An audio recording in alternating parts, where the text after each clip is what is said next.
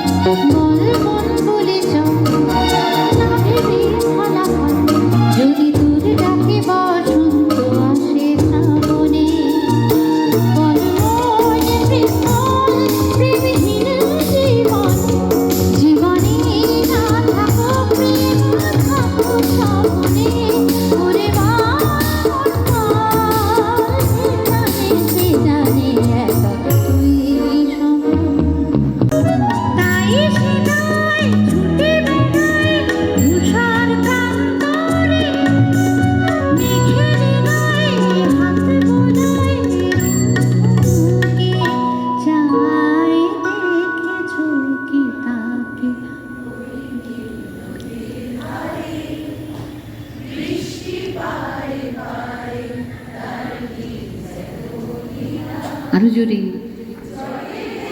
বাহ।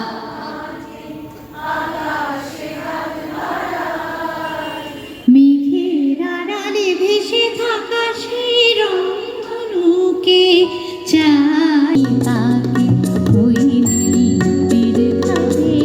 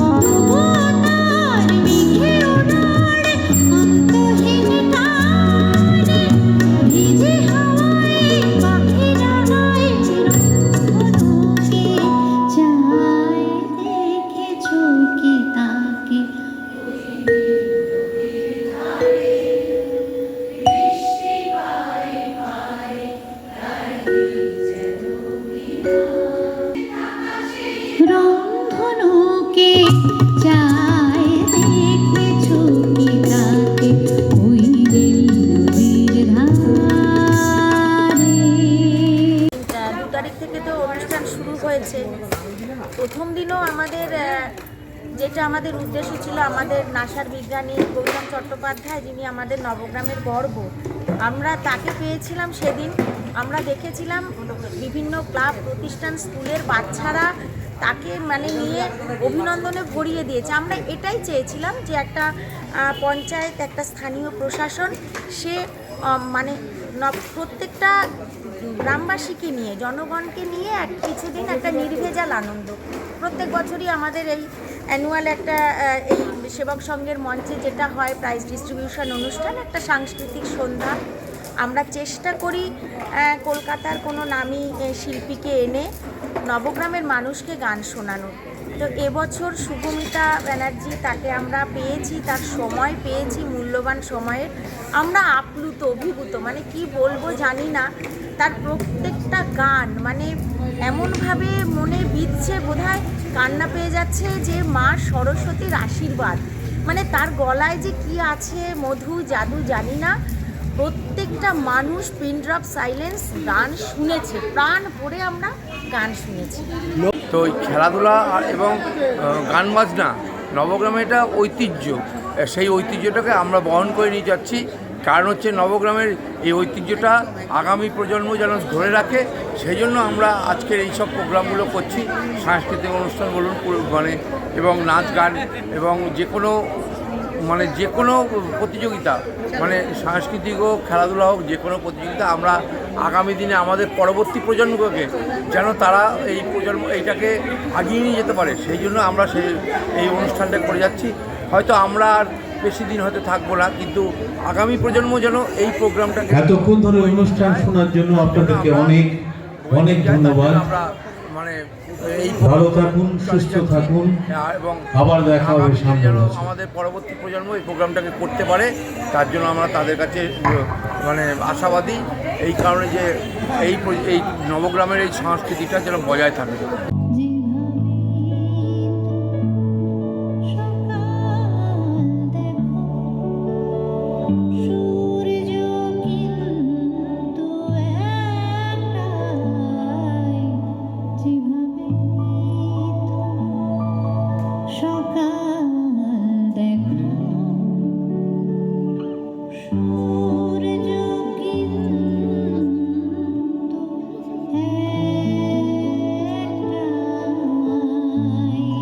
সৃজন, খবর বাংলা নিউজ।